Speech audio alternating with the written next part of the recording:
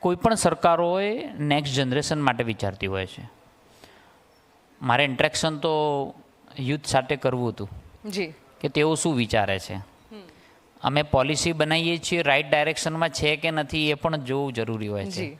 કોઈ પણ દેશની ફીડબેક ચેનલ એ લેવી બહુ જરૂરી હોય છે, તો જ આપણે સાચી દિશામાં છીએ કે નહીં ખબર પડે. બિલકુલ.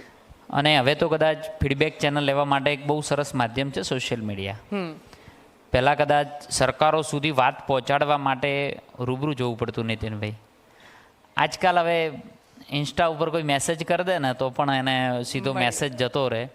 અને કોઈ કામગીરી કરી હોય તેમાં જો ક્રિટિસિઝમ હોય ને તો પણ તરત આવી જાય છે કે ભાઈ આ તમે કહેવાય છે એમ કે ડિજિટલનો આ એક ફાયદો છે. હા, એનો ફાયદો છે. એટલે ખૂબ સારી રીતે. પણ મને આનંદ એ વાતનો છે કે આપણા જે નવા વિચારો છે એ વિચારોને આવનારી પેઢી માટે પોલિસી તરીકે મૂકવાનો મને અવસર મળે છે અને આવનારી પેઢી માટેના છે, એનો મને બહુ આનંદ છે. અને જે કામ કરીએ છીએ એ આવનારી પેઢી માટે જ્યારે કરતા હોઈએ ત્યારે રાત્રે ઊંઘ સરસ આવે છે. વાહ. કે આપણે નેક્સ્ટ જનરેશન માટે વિચારીએ એટલે સંતોષ મળે છે. હા, બિલકુલ સંતોષ મળે છે. જી બિલકુલથી. હું તમારી કામગીરી ઉપર આવું, પણ અહીંયા આટલા બધા યુવા ઉપસ્થિત છે એટલે મારે એ જાણવું છે કે આજના આ આપણે જેન ઝી જનરેશન કહીએ છીએ, કદાચ પહેલાં તો મિલેનિયમ આમ તેમ જનરેશન એ બધી કદાચ કોઈને ખબર પણ નથી હોતી. મારે પણ ખુદ સર્ચ કરવું પડ્યું કે હું કઈ જનરેશનમાં આવું છું, then to I get to know કે હું મિલેનિયમમાં આવું છું. બટ જેન ઝી જનરેશન અત્યારે ચર્ચાનો વિષય છે. સરકાર બનાવી પણ શકે છે અને સરકાર પાડી પણ શકે છે. તો આ જેન ઝી જનરેશન વિશે આપ શું વિચારો છો? પાડવાનો તો કોઈ સબ્જેક્ટ નથી હોતો સરકારોને. જી. પણ એના વિચારો સરકાર સુધી રજૂ થાય અને એના માટે કંઈક સારું કરી શકે, ક્રિએટ ન્યૂ પોસિબિલિટી. જી. અને એ પોસિબિલિટી ક્રિએટ કરવાની અંદર જે સામે બેઠેલો વર્ગ છે એનું ફીડબેક બહુ મહત્ત્વનું છે. એ શું ઈચ્છે છે, એ કેવું ભારતનું નિર્માણ ઈચ્છે છે, કેવું રાજ્યનું ઈચ્છે છે, એની પોતાની જવાબદારીઓ શું છે, એને શું અપેક્ષાઓ છે, સરકાર જોડેથી શું અપેક્ષાઓ છે, એને પોતાના પરિવાર જોડેથી શું અપેક્ષાઓ છે, એના ગામથી શું અપેક્ષાઓ છે, એ એને બિલકુલ ખબર છે આમ. અને એ કોન્ફિડન્સથી બોલી શકે છે. એટલે એમના માટે કામ કરવાનું થાય તો મને એમ લાગે છે કે એ આપણા માટે બહુ જ મહત્ત્વનું હશે કે આપણી જે 2047નો જે ગોલ છે એ ગોલમાં પરિપૂર્ણ કરવા માટે સૌથી મહત્ત્વનો રોલ છે એ આ પેઢીનો છે, યુવાઓનો છે, યુવતીઓનો છે. એમના સપના પૂરા કરવાનો છે. અને એમના સપના પૂરા કરવાની અંદર સરકાર માત્ર માધ્યમ બને છે, એને બળ આપવાનું કામ કરવાનું છે, હે ને. તો એ બહુ મહત્ત્વનો પાર્ટ છે. એના માટે કન્ટિન્યુ કોઈ પણ સરકાર હશે એ એને ધ્યાને રાખીને જ પોલિસી બનાવતી હોય છે. બિલકુલથી. અહીંયા યુવાઓની અપેક્ષાની તમે વાત કરી. તમે આટલા સમયથી ખૂબ મોટી જે જવાબદારી છે નિભાવી રહ્યા છો. યુવાઓને સ્વાભાવિક રીતે તમારી પાસે અપેક્ષા ખૂબ જ વધારે હોય. તો અત્યાર સુધી તમે જે કામ કર્યું છે એમાં યુવાઓની અપેક્ષાઓ કઈ રીતે પરિપૂર્ણ થઈ છે? કોઈ એવું કામ કે જે યુવાઓની માંગ ઉપર તમે કર્યું હોય અને એમને ફાયદો થયો હોય? આપણું ભારત છે ને એ બેન નિધિબેન કૃષિ પ્રધાન દેશ છે. બિલકુલ. આમાંથી મને ખબર નહીં ખેડૂત કેટલા લોકો છે આમાં, ભાઈબંધ ફાર્મર્સ હોય એવા. હા, આઈ થિંક 30% છે ને. બિલકુલ. હા, તો ભારત એક એવો દેશ છે જેનું અલગ અલગ સેક્ટર છે બેન. જી. એગ્રીકલ્ચર સેક્ટર છે, સર્વિસ સેક્ટર છે, ફાર્મા સેક્ટર છે, ઓટોમોબાઈલ સેક્ટર, મિકેનિકલ સેક્ટર, આવા અલગ અલગ સેક્ટરો છે ને એમાં અલગ અલગ લોકો ભણતા પણ હશે અત્યારે. અને દરેક એવું વિચાર્યું હશે કે મારે આ ફિલ્ડમાં જવું છે, આ ફિલ્ડમાં જવું છે, આ ફિલ્ડમાં જવું છે. હવે આ સેક્ટરોની અંદર સૌથી આખા દેશની અંદર 48% એમ્પ્લોયમેન્ટ જનરેશન છે ને એગ્રીકલ્ચર સેક્ટરથી છે. અને દેશની અંદર 48%, ગુજરાત 51% છે જેનું એમ્પ્લોયમેન્ટ જનરેશન આ સેક્ટરથી છે. બાકી બધા જ રેસ્ટ ઓફ ટોટલ જેટલા પણ સેક્ટર આવ્યા એ રેસ્ટ ઓફ પર્સન્ટેજમાં છે. એની જીડીપીમાં અસર છે ને 18%ની છે. એટલે ગુજરાતની 18% છે અને ભારતની 16%ની છે. જી. આ જે ગેપ છે એ પોતાના ફિલ્ડમાં જેટલા પણ યુવાનો છે એ એગ્રીકલ્ચર સેક્ટરમાં નવા વિચારો લઈને આવે તો ભારતને સસ્ટેનેબલ ડેવલપમેન્ટ ગોલ જે આપણા છે અને વિકસિત ભારતના જે ગોલ છે તરત આપણે અચીવ કરી શકીએ એવા છીએ. કેટલાય બધા, હું ઉત્તર ગુજરાતથી આવું છું તો નિધિબેન મને એમ લાગે છે કે ઘણા બધા લોકો ખેતી છોડી અને બીજી તરફ વળ્યા છે જી હે ને, જ્યારે કે એમાં જ મોટી સંભાવનાઓ છે. નવા વિચારો એમાં જ લાવવાની જરૂર છે અને એના માટે ગવર્મેન્ટ સપોર્ટ કરી રહી છે.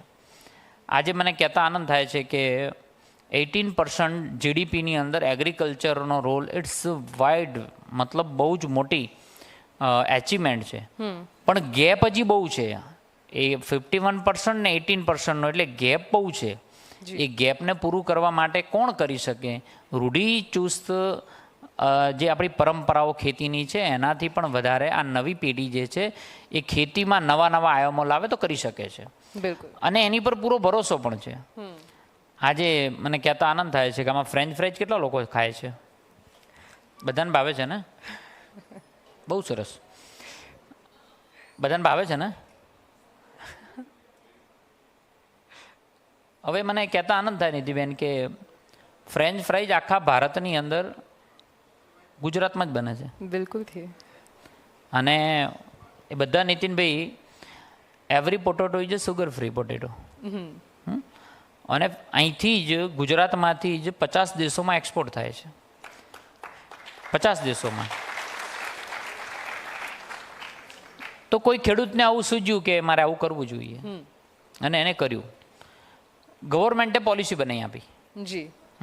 ગવર્મેન્ટે પોલિસી બનાવી એટલે એવી પોલિસી બનાવી કે આખા ભારતની બધી જ કંપની અહીં ગુજરાતમાં જ આવે છે. બિલકુલ. અને આ માત્ર એક્સપોર્ટ થાય એટલે નહીં, પણ એ જીડીપીમાં અસર કરે છે. એટલે વિચારોને નવા આદાન પ્રદાન કરવા એ હાલની જરૂરિયાત છે. એટલે મને એમ લાગે છે કે આ પેઢી માટે સૌથી મહત્ત્વનું પાસું જો કોઈ હોય તો નવા વિચારોનું આદાન પ્રદાન કરવું જોઈએ. જી બિલકુલ. તમે નવા વિચારોની વાત કરી, પણ આ ટ્રાન્સફોર્મેશનનો આખો યુગ છે, તો તમને નથી લાગતું કે ઘણા પડકારો આ નવી જનરેશનને પણ નડશે? એમાંથી કેવી રીતે બહાર આવે? પડકારો કયા હશે આ ટ્રાન્સફોર્મેશનના યુગમાં? આ યુવાઓને તમે શું કહેશો? બેન, પડકારો ક્યારે નથી આવ્યા? એ પણ છે. પડકારો તો ઊણો આવ્યા, શકો આવ્યા, લોધી આવ્યા, પઠાણ આવ્યા, અંગ્રેજો આવ્યા, મોગલો આવ્યા, અંગ્રેજો આવ્યા. એવરી ટાઈમ આપણી ઉપર ગુલામી આપણે સહી છે. જી. પડકારો આવ્યા છે, પણ ભારત બેઠું થયું છે. એની સાંસ્કૃતિક વારસાના લીધે બેઠું થયું છે. આપણી જે હિંમત છે, આપણી જે પરિવારની કુટુંબ પ્રબોધનની જે વાત છે, આપણા પરિવારને બોન્ડિંગ જે છે એના લીધે બેઠું થયું છે. એટલે પડકારો આવવાના છે, ચેલેન્જ પણ આવવાની છે. અત્યારે જે ટ્રાન્સફોર્મેશનનો યુગ ચાલે છે, મારે દરેક મિત્રોને કહેવું છે કે 4th ઇન્ડસ્ટ્રીયલ રિવોલ્યુશન આખા વિશ્વની અંદર અત્યારે જેટલી પણ ડેવલપિંગ કન્ટ્રી છે એ 4th ઇન્ડસ્ટ્રીયલ રિવોલ્યુશનમાં પસાર થઈ રહ્યું છે. બિલકુલ. તો એમાં મેજર 4 પાર્ટ છે: artificial intelligence, robotic technology, virtual reality and ઓગમેન્ટ reality. આ 4 પાર્ટ એના બહુ મહત્ત્વના છે. અને એની ઉપર આ 4th ઇન્ડસ્ટ્રીયલ રિવોલ્યુશન કરવા માટે રાજ્ય સરકારો એના માટે પોલિસી બનાવતી હોય, એના એજ્યુકેશનની અંદર પણ એના બદલાવ કરવાના હોય, યુનિવર્સિટી એના કોર્સ લાવતી હોય છે, અને એની ઓપોર્ચ્યુનિટીના આધારે એ દરેક જગ્યાએ પછી પોતાની રીતે સેલ્ફ એમ્પ્લોય પણ થતો હોય છે. એટલે આ ટ્રાન્સફોર્મેશનનો જે યુગ છે એ મને એમ લાગે છે કે આપણી જેટલી પણ યુનિવર્સિટીઓ છે એની અંદર પણ સારી રીતે કામ થઈ રહ્યું છે અને આવનારા સમયમાં બેન થવાનું છે. પણ જે યુવાનો માટે ચેલેન્જ છે એ મને એમ લાગે છે કે સૌથી મોટી ચેલેન્જ છે.